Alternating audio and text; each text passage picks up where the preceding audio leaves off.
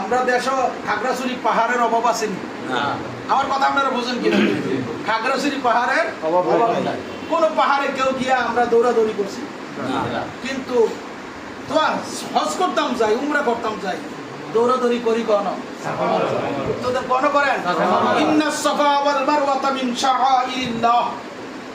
সাফা এবং মারওয়া দুই পাহাড়কে আল্লাহ শেয়ার বানাইছে, আল্লাহর কুদরতি নিশানা বানাইছে। এই জন্য হাজি সাহেব গিয়া কি করতে হয়? মোতামির হোক হাজি হোক গিয়া দৌড়াদৌড়ি করতে হয়।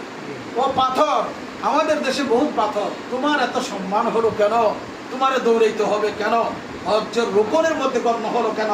উত্তর হচ্ছে এই যে আমার সম্মান, আমার কোনো সম্মান নাই, আমার কোনো ইজ্জত নাই।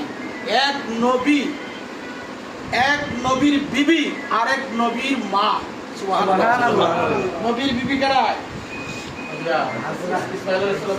নবীর বিবি হযরতে মা হাজরা ইসলাম, ইব্রাহিম ইসলামের স্ত্রী, আর নবীর মা ইসমাইল ইসলামের মা। এই বিডিয়ে দৌড়াদৌড়ি করছে পানির লেগিয়া। আজকে এটারে হজ্জের রুকুনের মধ্যে গণ্য করা হয়েছে ওই তিনির কদমের অনুসরণের কারণে। জোরে বলুন সুবহানাল্লাহ।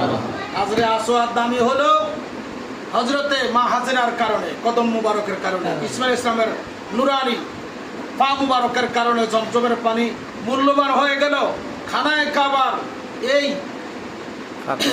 পাথর মূল্যবান হলো ইব্রাহিম ইসলামের কারণে। হাজরে আসওয়াদ মূল্যবান হলো নবীজির ঠোঁট মুবারকের কারণে।